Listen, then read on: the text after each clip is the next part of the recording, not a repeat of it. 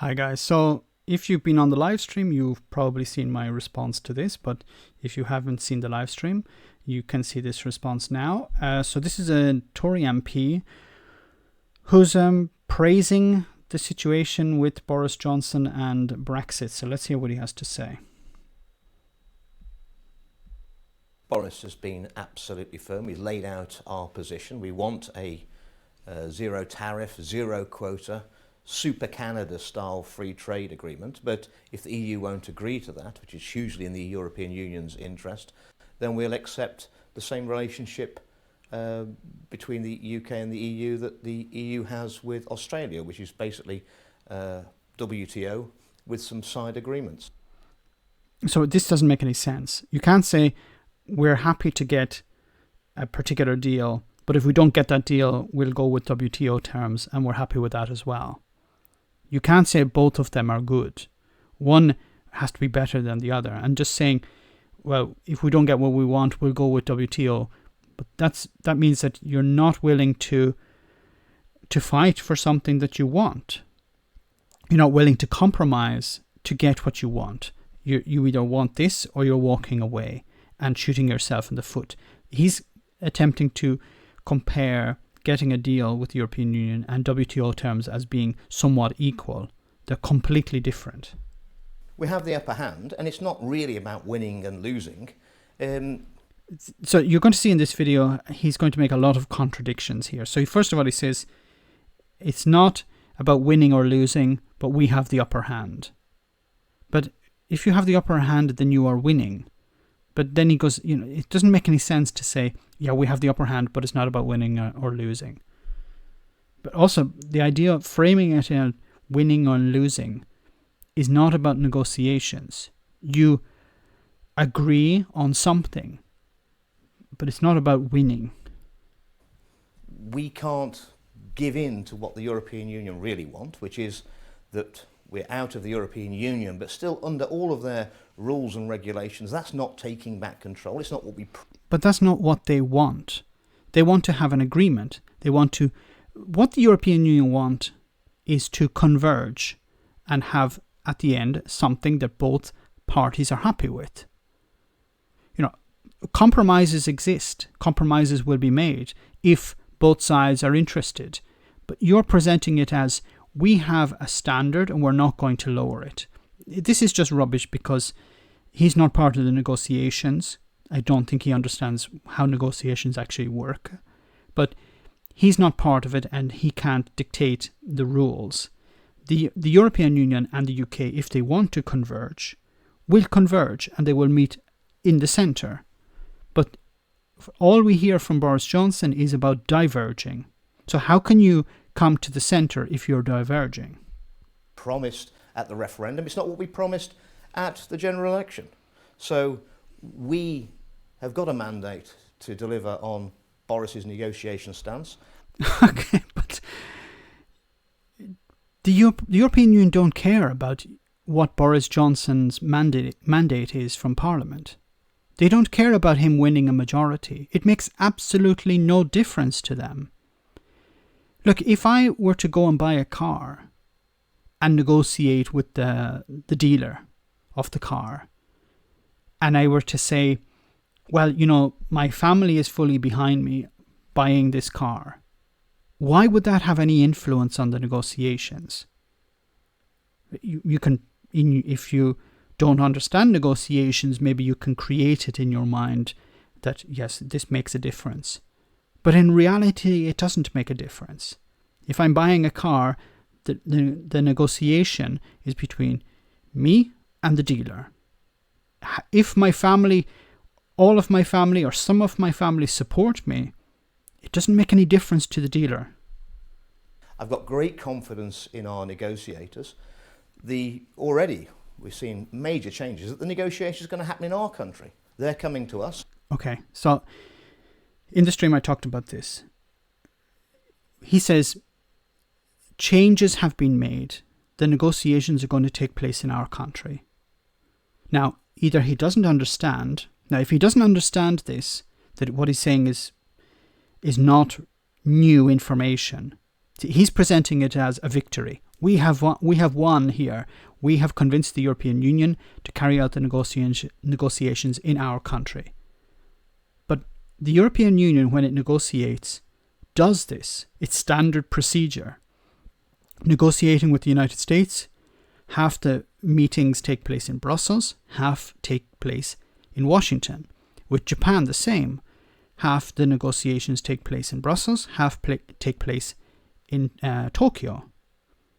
This is not something new. This is not something special for the UK. Now, either this politician doesn't understand this, and I'm not going to hold this against him. If he doesn't understand it, he's made a mistake. He should come out after and say, look, I'm sorry I made a mistake, and move on. That's what I would do. I would correct it, but I don't think he's going to do that. Because maybe the alternative is that it's not a mistake, it's a lie. He knows it's a lie, and he's saying, this is a victory. We have convinced the European Union to come to us, to come begging to us, and this is a victory. Now, just think about this for a moment. If this is a lie, and he knows it's a lie, and this is for him, this for Brexiteers, because who is he lying to? He's lying to an audience. So the Brexiteers are taking this in and saying, look, this is a victory. How bad must the situation be if this is considered a victory? If he had actual real victories, why not present those? Why present something that is not a victory and play it as a victory? It means the situation is not going very well. Because if the situation was going well, then you would be able to say, look, we have this, and this. And these would be, objective facts. They would be real facts. They would not be something that you have to manipulate to convince people.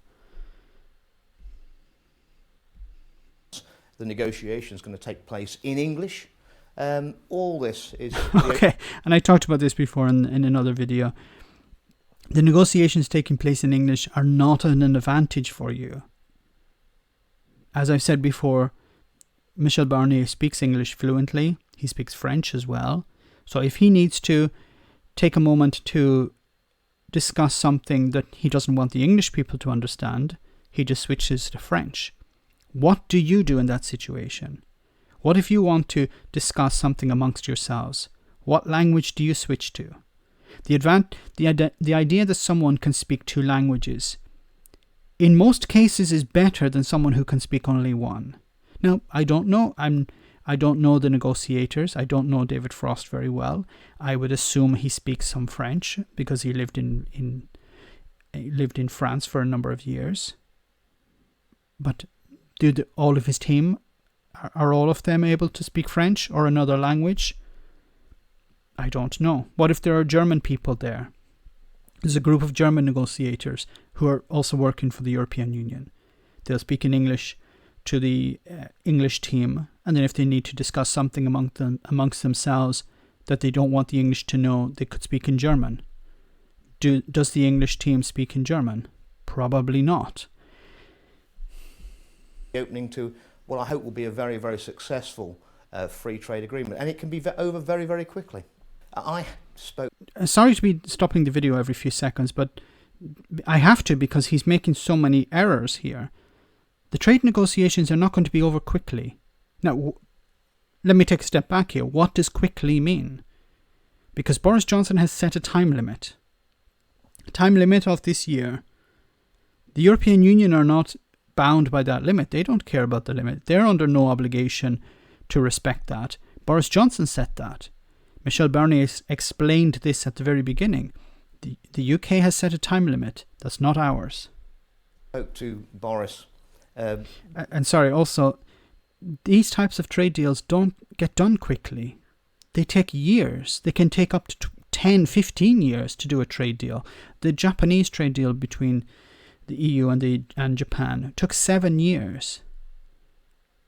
7 years. And then after that 7 years, there's the implementation, which takes another number of years because documentation needs to be created, laws have to be passed in the respective parliaments. It's not something that takes place overnight. Once the deal is agreed, there's a time period for it to be implemented in the parliaments. And then there's the back and forth within the parliament to get it implemented. It's not something that is like a switch. The Brexiteers seem to think that from the day you leave the European Union, everything will change. From the day Boris Johnson says we have a deal, everything will change. It doesn't work like that. And this politician before, not Boris here, Boris should know, but the politician before, he should know this. If I know this, he should know it. And the reason he's not being honest here is because he needs to lie to people. Before the general election, and he gave a commitment that no deal, walking away, is still on the table. It has to be, because that's what guarantees we do get a good free trade agreement in the time frame that we're talking about. But this framing is completely wrong. You can get a trade deal if you're on the same level as the European Union. You threaten the European Union, if we don't get what we want, we'll walk away. But you're a smaller country. The European Union is not treating you as an equal partner. So if you walk away, they'll take the hit. They'll say, look, okay, it's not good for us, but our integration is more important than having a trade deal with you. So maybe your priorities are different to ours. Ours are European integration. And Brexiteers don't seem to understand this for some reason. Just take a step back and stop thinking in the Brexit mindset. What does the European Union want? They keep thinking the European Union wants to control Britain or maintain it in its sphere of influence, or they want to have a trade deal with this and this. No, the first and foremost goal of the European Union is to maintain integration. And if you can get that into your mind, then you'll understand that trade and things, whatever, are important, but they're not the be-all and end-all. And Brexiteers either don't understand this or they choose not to. It's clearly, obviously, in the EU's interest that they would like to extend the transition period, because that means we'd carry on paying money into the European Union. We could go into another spending round, which would... And he doesn't seem to understand that. The transition period is for the UK. The EU have never said the transition period must be extended. They said if you want to negotiate, if you want to have a trade deal, then you have to stay here longer and we need to sit down longer and you need to extend the transition period. It just makes sense. It's like if you want to do a job right, you need to spend time doing it. Boris Johnson doesn't want to do the job right. He wants to do it quick and dirty. And the European Union are not going to play that game. You're the one who's leaving, who has left. You're the one who wants to have a trade deal after. You need it, but the European Union doesn't. It would prefer to have it because it creates confusion and cost on its side. But once again, it's not the be-all and end-all. Enhance our commitments to them. But what I got out of Boris was that if it's clear we can't negotiate the free trade agreement we desire, which is, I believe, in both our entities' interests, that we walk away and we do not pay the 39 billion so-called divorce bill. What I didn't want us to get caught up in is... We're back to this divorce bill. Look at the poster on the wall. It says, "Will bring us victory." Okay. It's a battle. He's presenting it as a battle because the camera decided to film him in this angle. But anyway, this idea that you can just walk away... this 39 billion... Okay, but the 39 billion is like your tab in a pub. You're in a pub and you run up a tab and the barman says, well, if you want to get back in again, you need to pay your tab. You can walk away and never pay your tab, but you're not getting back into the pub. The European Union is saying if there are costs that you have to pay, they have to be settled. They have to be dealt with before you can have your trade deal.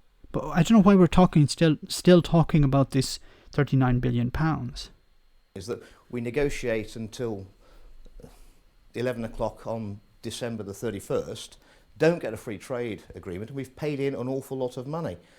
Obviously, the fact that Boris is now suggesting that we have a review in June, and if it's clear we cannot come to an agreement, we leave on WTO terms then, because that saves us paying in another net £6-7 billion.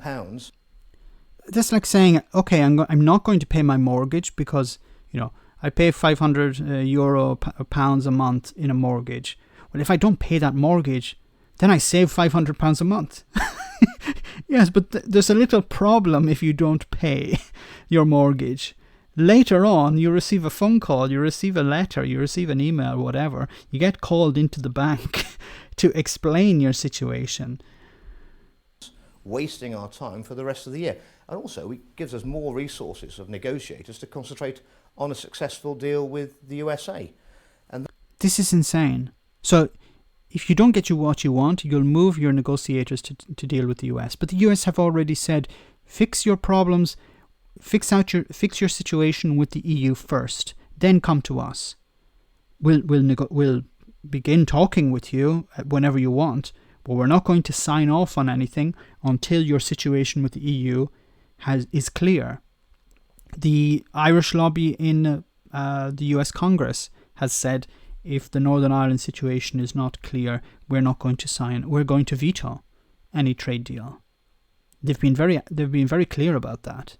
Now, I'm not going to question whether they're telling the truth or not, but if that's what they've said. That is a deal that's made in heaven, because when we calculate how much trade we do with the USA, we believe we've got a considerable trade surplus with the USA, and when they do their calculations, they believe that they've got a surplus with us. Well, that's so the UK has a surplus with the US, and the US has a surplus with the UK. Can someone explain that to me? How is that possible? How is it, or maybe I'm missing something, that the UK and the US both have a trade surplus with each other?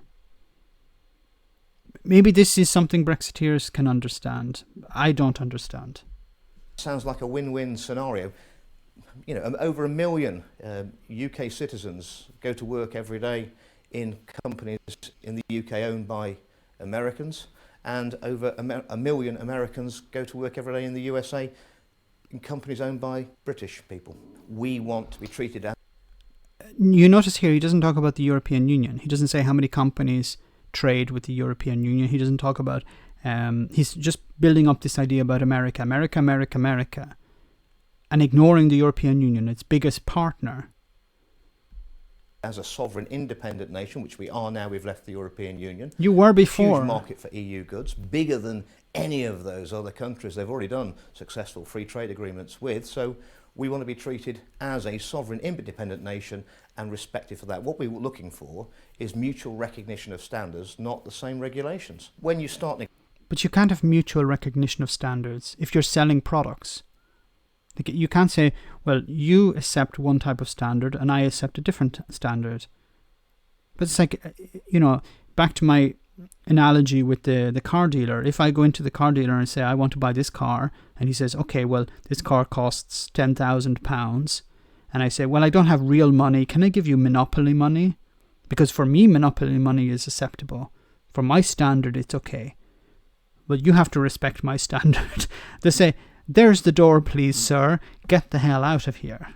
Negotiations. So you lay out, what you'd really like to get, because obviously if you don't do that to start with, you're never going to get any more than that. You're only ever going to get less. And I understand their position. They don't want a vibrant, competitive trading nation on their border.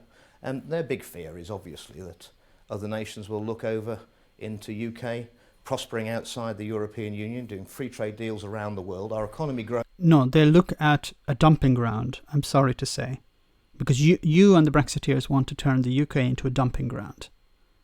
We have zero standards, zero regulations, and the European Union doesn't want that. Like, I don't want to have someone, my neighbour, being a drug dealer. My neighbour isn't, thank God. But I wouldn't want that, because it would damage the harmony there is in the neighbourhood. And I can't just say, well, look at the drug dealer. He's earning a lot of money. Yes, but at what cost to his family, to his home, to the surrounding area? Growing faster than the Because that's what the Brexiteers want. They want to reduce standards. They want to eliminate workers' rights. They want to create an economy that is, completely capitalist, where there are no supports for ordinary people, where the rich get richer and the poor get poorer, and they have no way of dealing with that. They're attempting to do it also in Parliament, where Boris Johnson controls everything, or the Prime Minister has complete control. European Union, and think we're leaving next. To be honest, that's not the UK's problem.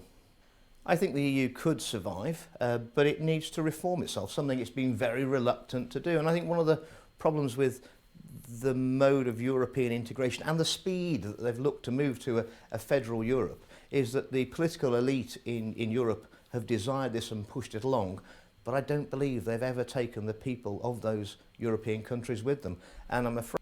And you decided to leave, so now you're standing on the outside complaining. It's like you're standing outside the pub complaining about the style of the pub inside, or the people who are in the pub. The UK used to be a leading power, a leading voice in the European Union, and they decided to give that up. Any of these laws that you didn't like, you could have vetoed them, but you decided to take a back seat and criticize and criticize and criticize, and then you left, and now you're outside, you're criticizing again. There's no point talking about, well, the European Union should reform. How can it reform? How can you say it should be reformed if you're on the outside? You decided to leave. You had the power to reform it. A big nation like the UK, a powerful nation like the UK, and it had a very powerful voice and a very positive voice, in my opinion, until recently, on human rights, for example. And that was all thrown away to satisfy a group of cretins. Afraid they're going to have a political backlash for that, and I think we're seeing that in the European elections. Well, it's interesting, during the referendum campaign, and I led the Leave campaign for the East Midlands, I met with a representative. Many people voted for the Brexit Party, for example, or fringe parties, to give the government a bloody nose. There's no other reason. Of the Polish community in my seat of North West Leicestershire. We had a very long talk for an hour or so, and at the end of it he said that he was reassured by my comments that European workers were needed and valued in the UK post by Brexiteers, yes. Brexit. And he said that although his community would not have a vote on the referendum because they were EU citizens, if they had, he would have recommended that they voted to leave. And does anyone really believe this? That a member of the Polish community would tell a Brexiteer, if I could have voted, I'd vote to leave the European Union. I'd vote to take away all my rights. I'd vote for people like you to kick me out of the country. The fact that more than 3 million EU citizens have decided that their best future for themselves and their families post-Brexit is to remain and work and live in the United Kingdom. I think that's a huge endorsement of... That's a really weird way of framing.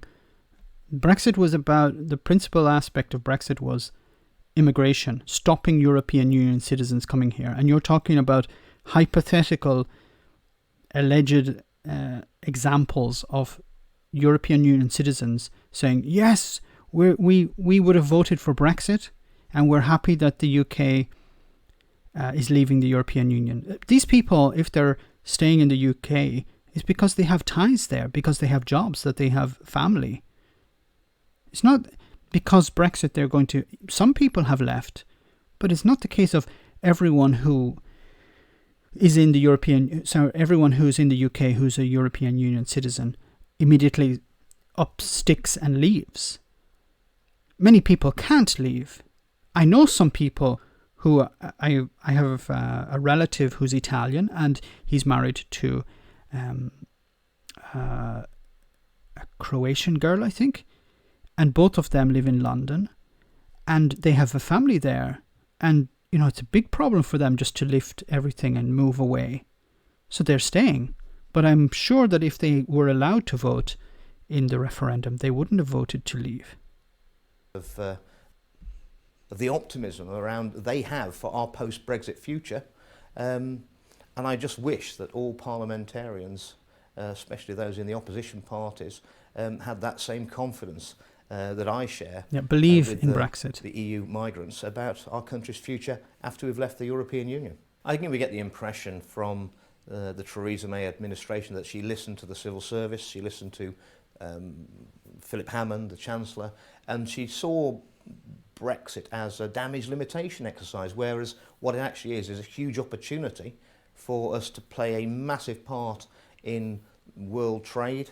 We're back on the WTO. We can lead concerted efforts by our old friends in the Commonwealth.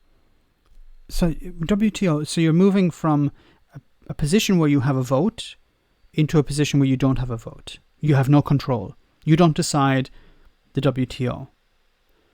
And you're talking about the Commonwealth. So you're going to go to the Commonwealth and say, we're going to negotiate with you and you'll do what we want. No, I'm sorry, it won't work that way. The Commonwealth countries, their leaders are voted in by the people of those countries. So they're voted in to respect and maintain a certain standard for those people, to protect their interests. That's what those politicians are there for. They're not going to, as soon as Boris Johnson walks in and says, I want Australia, I want Canada, I want New Zealand to do X, they'll say, well, we have to do X because, we're part of the Commonwealth and we have to do what Boris Johnson says. It doesn't work like that. Those countries are going to look out for their interests. And if those interests come into conflict with the UK, then they'll choose their countries. Because mark my words, if those politicians don't choose and respect the interests of their citizens, they'll be replaced. Who are 33% of the WTO representatives to liberalise trade.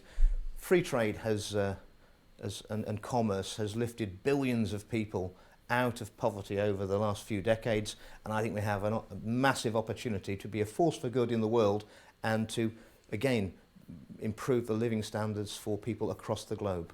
Well, and how do you do that as a diminished state? You could have done it as a member of the European Union. You can direct the European Union to deal with improving people's living standards, improving people's human rights, that you used to do as a member of the European Union. Now you're trying to get us to think that Brexiteers care about poor people in other countries. Really? And you think that the UK is going to be at the forefront of fixing those problems? Why didn't you be at the forefront of fixing those problems before? Well, of course, for those who don't respect the referendum result and don't want us to leave the European Union, there's always an excuse for a delay. There's no excuse. These are negotiations between very few people which are going to be carried out in London, and what you're seeing is that the British government is getting accolades for dealing with the current coronavirus epidemic.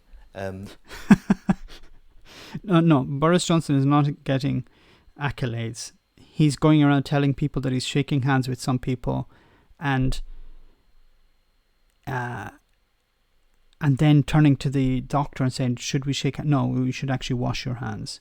He's saying, he what did he say? He went into a hospital, he shook hands with people who were infected and then turned around after, what? Well, I'm sorry guys, I'm forgetting what he had actually said. So he had said, yes, he had shook hands with people who are infected or in the hospital that was infected, and then it turned out that the hospital wasn't infected, the one he was talking about. So this is the person you're taking guidance from.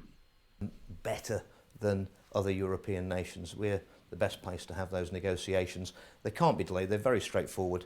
It is a matter of, can we have tariff and quota-free trade for our mutual benefit, or are the EU so dogmatic that they'll put the potential preservation of the European Union above the well-being of their citizens? It's a huge test for the European Union. And that's what the European Union always does. But it's not about putting it above the well-being of the citizens. By maintaining integration, they're by default defending the rights of individual citizens. It's not one or the other. One leads into the other. By protecting integration, they reinforce the rights and privileges of citizens.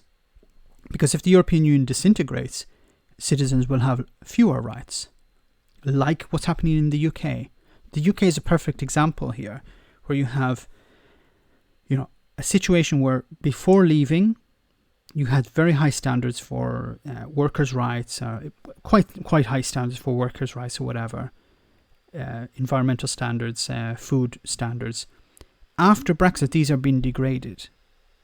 So how can you say that the European Union is not looking after its citizens when Brexit is not looking after its citizens? The situation we find ourselves now, having left the European Union with Boris's deal, entering into these talks, is completely different to where we'd have been under the Theresa May deal previously, which I voted against every single time, along with... So I'll just stop the video here, guys, because it's gone on for much longer than I wanted. But this is just a perfect example of someone who doesn't understand or is pretending not to understand and prefers to lie instead. Let me know in the comments, guys, what you think. I'll leave a link to this original video in the comments in the description so you can watch it yourself. Your comments are always much appreciated. Thanks.